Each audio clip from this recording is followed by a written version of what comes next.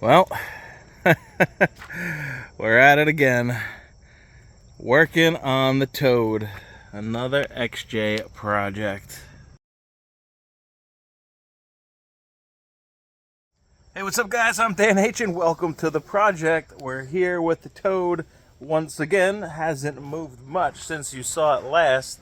Well, it did move. It moved up. We jacked it up and we took out the rear leaf springs. Why? Because I had a add a leaf pack ready to go. I filmed how to add a leaf into your springs. So I did that for Rec J. I ended up actually doing a whole brand new leaf pack set from Rough Country, but I also wanted to show you guys how to add a leaf to your existing leaf pack to get that lift you need. So I did have these leaf springs ready to go. I just added a fresh little coat of paint. Also found some U-bolts there. I have pucks for a budget boost ready to go.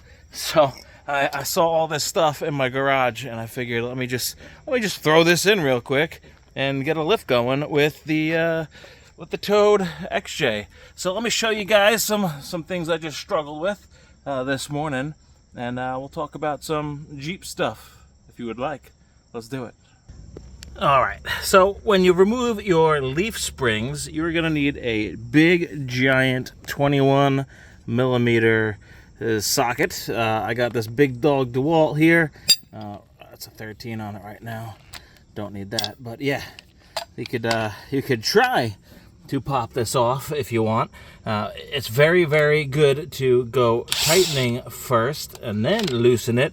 It just breaks up the rust a little bit. I found over the years you're gonna want to hit it tighten before you loosen. That's a big key. What you're gonna want to do before that is spray it all with penetrating oil. What I have in here is 2 bottles worth of PB Blaster penetrating oil. Don't let the Meguiar's wheel cleaner fool you. It's penetrating oil. I just lost pressure in the cans, so I put them all in that spray bottle. So yeah, soak this sucker. That might help you get it out. You probably won't be able to do it with an impact gun unless it's the very end of the threads, but you're gonna want a big ass breaker bar. This is like 3 feet, and you're gonna need that torque to get out the leaf pack. The rear is problematic. This one was a little bit troubling because I couldn't go through this like I did on the Rec J. The Rec J, this was so rotten I just cut this off. As you can see, I removed quite a bit of metal. Actually, I didn't. The rust did that for me. I just cut it nice and neat. Right there is the upper shackle bolt, and here's the lower, but the Toad is rust free, so I had to get in here. This one is a ratcheting breaker bar, again with the 21 millimeter. I was able to extract the leaf springs. Take a look at them. Let's check out these rusty ass leaf springs. The passenger side one came out fairly simple, considering you got to put that muscle into it. The driver gave me some trouble. It started to grab onto the bushing and the bolt didn't want to come out. I had to squeeze a vice grip in, clamp this on, but I did it without torching anything, which is very pleasing, not to have to melt the bushing rubber. Oh, it just stinks so bad, it's terrible. But we got these out and we're able to reuse the hardware, but we're not gonna reuse these. So shackles are the first thing I had to buy. So when lifting your Jeep, you might want to buy yourself some shackles ahead of time, along with your leaf springs. What else? U-bolts. You're gonna need longer U-bolts. This was from the first time I lifted Beach Jeep, so I found these. I had these ready to go, so I didn't have to order new ones. This is definitely a budget boost. So shackles, U-bolts. If you want to do an add-a-leaf, that'll save you money. You're gonna have to buy either an add-a-leaf or lifted leaf springs. I had these ready to go. Also pucks. I'm not doing springs, I'm just gonna do some boost. I have these brand new spring isolators from another project, and I got these pucks. I don't know, I think these might have been from Roy Remick Actually, shout out to Roy. Haven't talked to you in a while. Hope all is well, brother. Yeah, so that's the front. Let's see what else. What else can we talk about?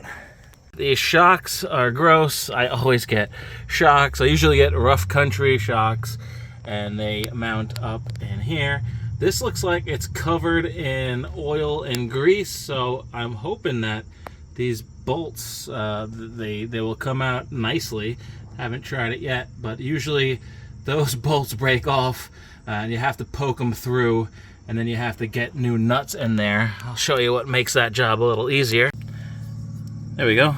These things, little flag nuts. They got the threads tacked right on here. You just fish these up into the Jeep frame, and then you could reattach your brand new shocks. So that is where I'm at right now. Didn't have to buy much, so this is definitely a budget build. I am gonna have to run to the auto parts store, see if they have some brake hose in stock. This is no bueno. And this brake line, I don't know what happened here. Maybe when I pulled out the U-bolt, it clipped this, but it shouldn't be leaking, but it is leaking brake fluid. So I'm gonna have to address this. It's nothing too serious, just a little brake line from here, from the drum to this little proportioning block. Not a big deal. Sticking with the drum brakes, I'm not going crazy. I'm not doing a whole conversion, just a budget, little budget lift for now. So that's where I'm at with the rear. And now we'll go see the front. All right, so here are my plans for the front so far. Haven't touched it yet, but this is pretty gross and grimy in here. So I'm gonna take off the battery because I still need to address this little ground issue. And then I'm gonna cover all the electronics with a bag, and I'm gonna spray some engine bright on this sucker and clean it up. But since we have some damage that I have to repair, I'm gonna take off this whole nose. This way it'll help me clean it better, and I'll be able to fix the power steering leak, which is leaking from one of these lines, I suspect. So we'll have plenty of room to work on it when this is all off. Maybe I'll even pull out this fuel rail because it's a little rusty looking. I've seen worse. Maybe it just needs to be cleaned and painted. But we could also take a look at the injectors. I see this one is cracked, so maybe we'll do an injector swap. Oh yeah, so we're gonna, when we get to the left, we're gonna take off this front diff cover because not sure if it's the transfer case that's got a problem or the selector. It might just be the selector, but I want to make sure that there's no broken gears. I don't want to lift it with broken gears because I'm gonna have to swap the front end. I have an extra front end in the yard, so we'll get that going soon. I'm gonna spray everything down with some engine degreaser.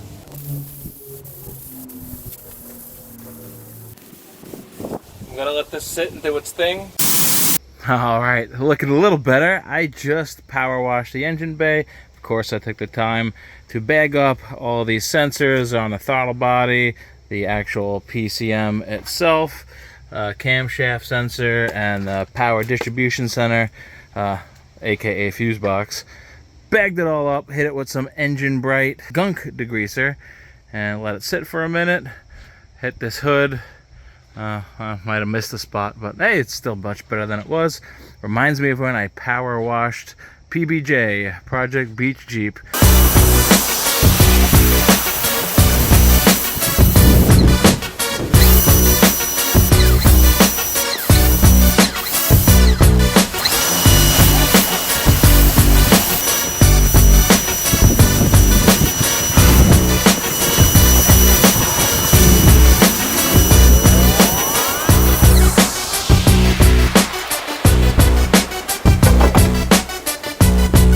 Forget that.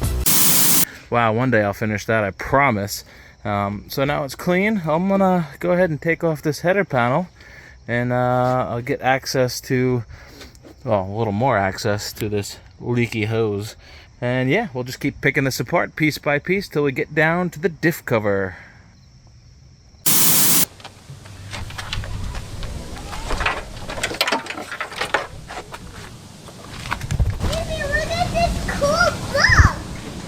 All right, I got the header panel off. Pretty simple stuff, guys. Unfortunately, I did have a casualty here. One of the bolts snapped off. Another one right here, that snapped off. Kind of sucks, but I'll just drill it out, tap it for new threads. Let's see the header panel really quick. This header panel is fixable in my book. Snapped right here. I'm just gonna throw some bolts in there and sandwich it with some fiberglass strand Bondo, and then on the front I'll go ahead and regular Bondo that, and then I'm gonna give it a good once over and paint it. This should be okay. As you can see, all the wires are intact. This is a header panel harness that is not equipped with fog lights because the Jeep doesn't have fog lights. If you wanted, you could find on eBay, I'm sure, a header panel harness that has the two hang down wires for the fog lights.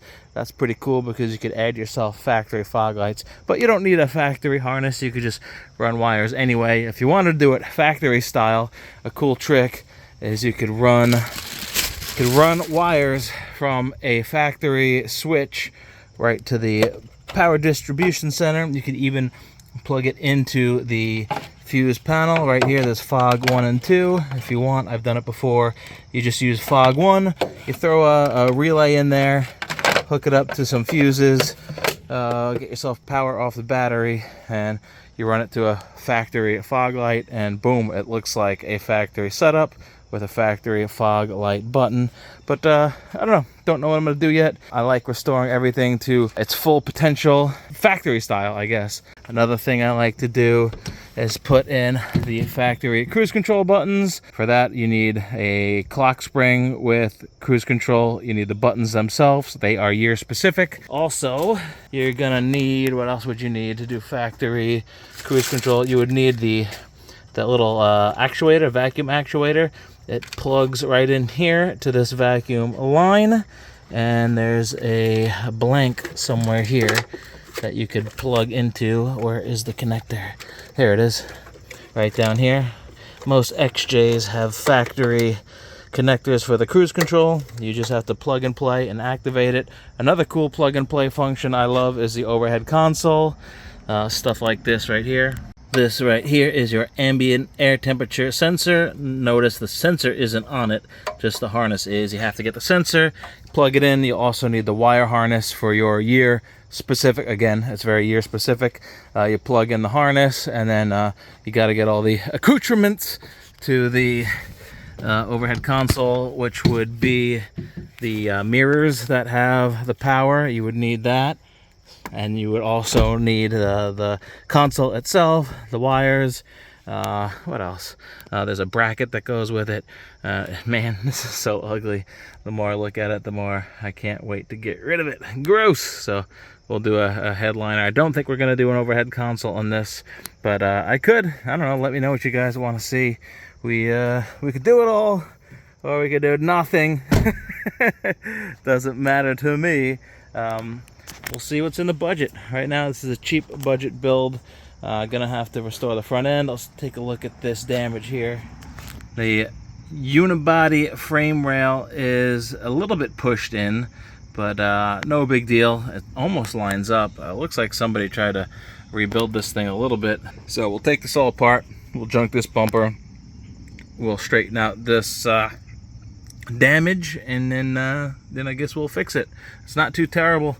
This part is basically intact, so exciting stuff. Toad's gonna look brand new. So yeah, you know what? I think I'll call it at this, and maybe we'll get to that diff on episode 3. All right, guys, there you have it. There's the Toad at the end of episode 2. Don't really have much structure for this. I probably did everything already. There's a video out there on all this stuff somewhere. I'll leave links to videos that apply, like the header panel. I'm sure I have a header panel video out there. But yeah, that's the Toad. Let me know if there's anything specific you want to see, and I'll make sure I put a little more detail on that. But yeah, we're just gonna go through this thing piece by piece. We're gonna restore it. I'll definitely clue you in on momentous occasions like finishing this lift and all other stuff that you might not have seen from me yet. But yeah, remember to comment below. Tell me all the things you want to see. Tell me all your Jeep XJ experiences. I'm sure I can relate. And that's it. Yeah. So like, subscribe, and I'll catch you guys on the next project. Peace.